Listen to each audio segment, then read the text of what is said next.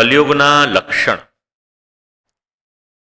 લોકોની માનસિકતા કેવી થશે, હજારો વર્ષ પહેલા શ્રીમદ ભાગવતમાં એનું વર્ણન. કાલેન બલિના રાજન ન્યંક્ષત્યાયુર્બલમ સ્મૃતિ.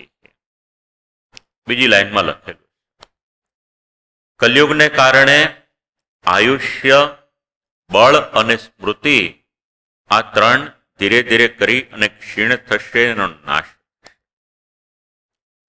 પહેલા એવું હતું કે બધાની સ્મૃતિ સતેજ હતી.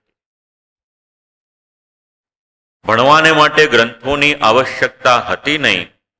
ગુરુ બોલે અને શિષ્ય યાદ રાખે. આખી જ શ્રુતિ, આખા જ વેદ, એની પરંપરા આ રીતે આપણા દેશમાં જળવાઈ ગઈ. પણ પછી કલયુગના પ્રભાવને કારણે યાદ શક્તિ ઘટતી ગઈ, એટલે પછી ધીરે ધીરે ગ્રંથોની આપણને આવશ્યકતા પડી. આજથી 30 વર્ષ પહેલા પણ, 25 વર્ષ પહેલા પણ, જ્યારે મોબાઈલ ન હતા અને આપણા બધાને ત્યાં લેન્ડલાઇનના ફોન હતા, કોઈના નંબર આપણે ડાયરીમાં જોવાની જરૂર પડતી ન. 2 વખત, 3 વખત, 4 વખત નંબર ડાયલ કરીએ એટલે યાદ રહી જાય. હવે આજે મોબાઈલ હોવા છતાં પણ એમાં આપણે સ્પીડ ડાયલ રાખવા પડે છે કે પત્નીનો નંબર હોય તો એ પણ આપણને યાદ ના રહે. અને ભલું થજો ગૂગલ દેવનું. ચટણી બનાવી હોય ને એની રેસીપી પણ ના આવડતી હોય તો ગૂગલમાં જાઓ એટલે પછી બનાવતા શીખવાડી.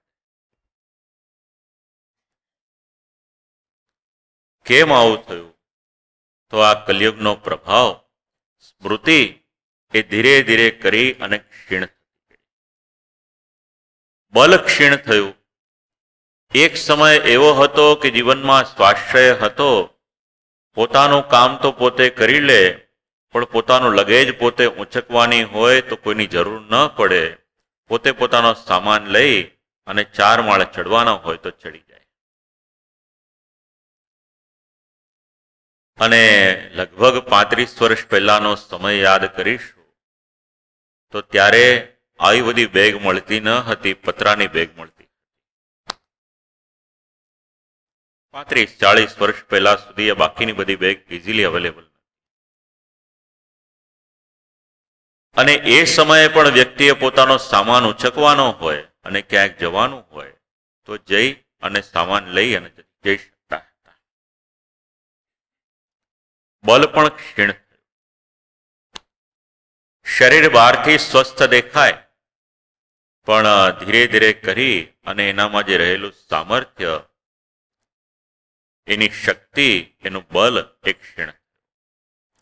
આ ભાગવતના શબ્દને ઈચ્છો તો ઇન્ટરનેટ ઉપર જઈ અને તપાસી લેજો, એટલે ભાગવતના શબ્દોનું પ્રમાણ મળી રહેશે.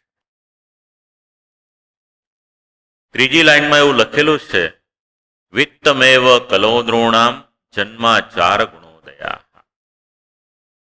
ગુજરાતી ભાષાની કહેવત, પૈસો એ જ પરમેશ્વર, આ ભાગવતના શબ્દ અને ગુજરાતીની કહેવત. પહેલા સંબંધનું મહાત્મ્ય હતું. લોકોને આંખની શરમ નડતી હતી. વિચારતા હતા કે મારાથી આમ કેમ કરાય, હું જવાબ શું આપીશ, સમાજમાં જઈને ઊભો કઈ રીતે રહીશ. એ બધું જ ધીરે ધીરે કરી અને નીકળવા લાગ્યું. ભાગવતના શબ્દ, પૈસાની એક પટ્ટી આંખ પર એવી બંધાઈ કે બાકીનું બધું જ ધીરે ધીરે કરી અને ભૂલાવવા લાગ્યું. 5મી લાઈન, દાંપત્યે અવિરુચિ હેતુ. લગ્ન જીવન કેવું હશે? આપણે માનીએ છીએ કે લિવ ઇન રિલેશનશીપ નવો શબ્દ છે. ભાગવતમાં શબ્દ લખ્યો છે અભિરુચિ હેતુ. સ્ત્રી પુરુષનું મન હશે ત્યાં સુધી એક સાથે રહેશે. મન નહીં હોય ત્યારે પછી છૂટા પડી જશે. આ કલયુગના લક્ષણ હજારો વર્ષ પહેલા વર્ણન કર્યા. માયૈવ વ્યાવહારિકે, લોકોનો વ્યવહાર એમાં માયાનો પ્રવેશ થશે.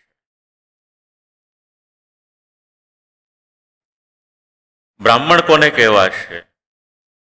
એટલે વિપ્રત્વે સૂત્રમેવહિ, જનોય પહેરશે એને લોકો બ્રાહ્મણ કહેશે, પછી એનામાં બ્રાહ્મણના લક્ષણ છે કે નહીં એ કોઈ પૂછશે. તો પંડિત કોને કહેવાશે? નીચેથી લઈને 5મી લાઈનનું અંતિમ પદ, પાંડિત્યે ચાપલમ વચાહા, લોકોને ગમે એવું જે બોલશે એને લોકો પંડિત કહેશે.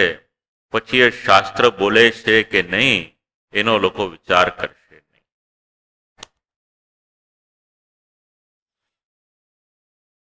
દૂરે વાર્યણમ તીર્થમ, દૂર રહેલા સ્થાન એનું મહાત્મ્ય વધશે. લાવણ્યમ કેશધારણમ, વ્યક્તિનું લાવણ્ય એના કેશની અંદર આવી જશે. મસ્તકના વાળ એને આજીવન સંભાળવામાં કલિયુગનો જીવ રચ્યો પચ્યો રહેશે. હવે એનું મારે વિવરણ કરવું નથી, આપ લોકો સમજદાર છો, જાતે સમજી લેજો. લાવણ્યમ કેશધારણમ, ચતુર કોને કહેવાશે? તો દાક્ષ્યમ કુટુંબ ભરણમ, કલિયુગમાં ઘર ચલાવવું એટલું બધું અઘરું થશે કે જે માણસ પોતાના પરિવારનું ભરણ પોષણ કરી શકશે, સમાજના લોકો એને ચતુર કહેશે.